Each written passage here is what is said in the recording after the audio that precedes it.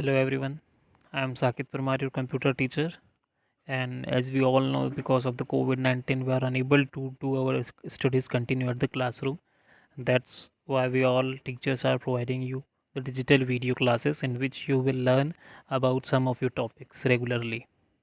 Here today I am explaining you the topic which name is generation of computer. This topic is for class 7th students.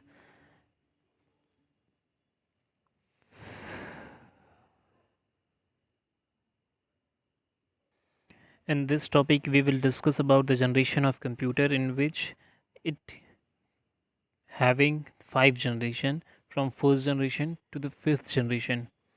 All the characteristics of all generation are described here, like what processor they used, what kind of memories are there, how much they are efficient to use. All these details are there. So before going to the generation part, let us discuss about the generation's history. Here, this is the history in which it is written here. The history of computer development is often referred to in reference to the different generation of computing devices. Each generation of computer is characterized by a major technological development that fundamentally changes the way computers operate, resulting in increasingly smaller, cheaper, more powerful, and more efficient and reliable device. That means continuously in every generation the devices are changed, the efficiency is changed, the speed is changed, the use of operation is changed, and the way of output is also changed. Let us discuss about that all things. But let us discuss the definition of a computer. What is a computer? A computer is an electronic machine which accepts information, store it until the information is needed, processes the information according to the instructions and provided by the user, and finally return results to the user. Now, starting with the first generation computer. The time period of first generation computers are 1940 to 1956. The main point in first generation computer is vacuum tubes. This is the processor which are used in first generation computer. First generation computer uses the vacuum tubes for circuitry, magnetic drums for memory, and were often autonomous, taking up entire rooms. That means this type of processors are used inside so that they can occupy the whole room for the setup of a single computer. This type of computer are very expensive, consumed a great deal of electricity, generated a lot of heat, which was often the cause of malfunctions.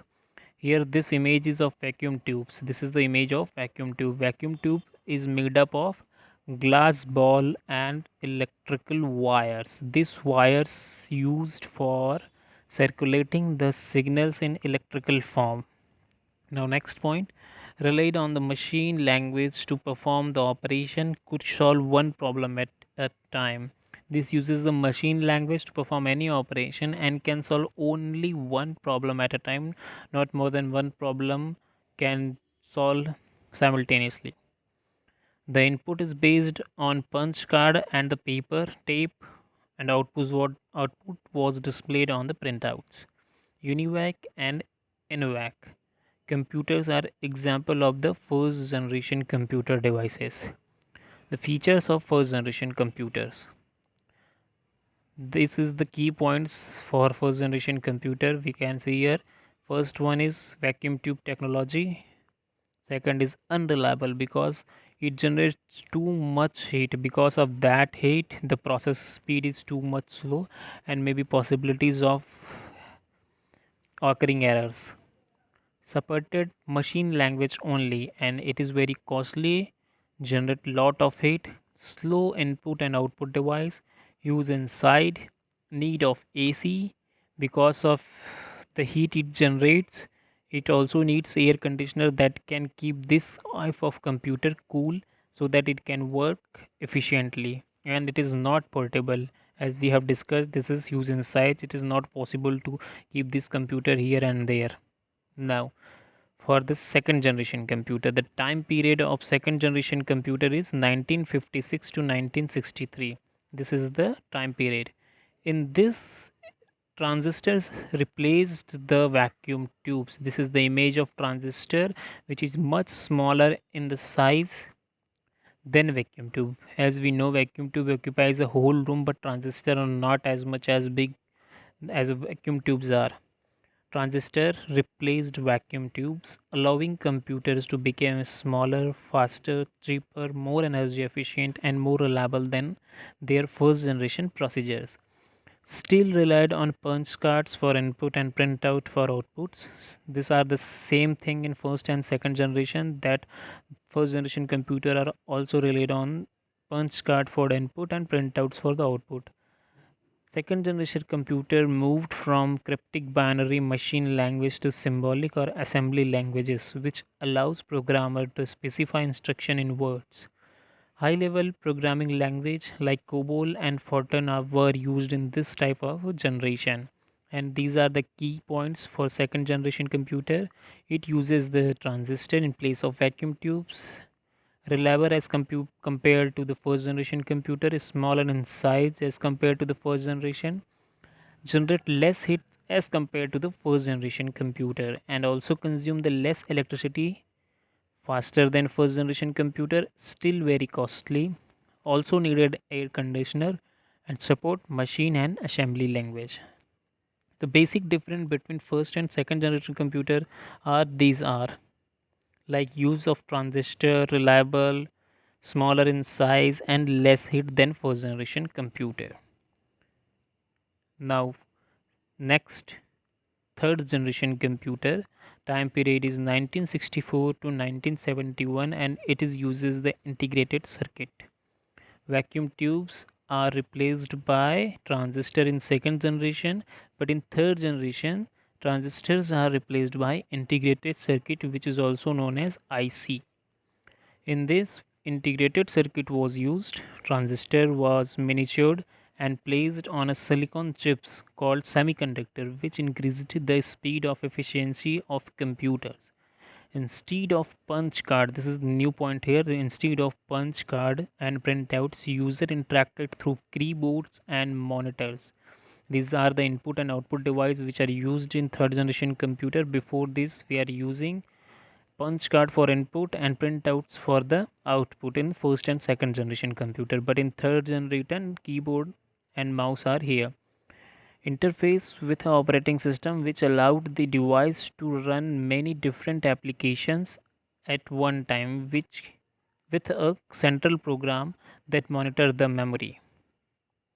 Now the key points of third generation computer, that IC, that is integrated circuit, is used, more reliable and faster, much smaller than first and second generation computer, so that we can move this from here to there. That means it is portable.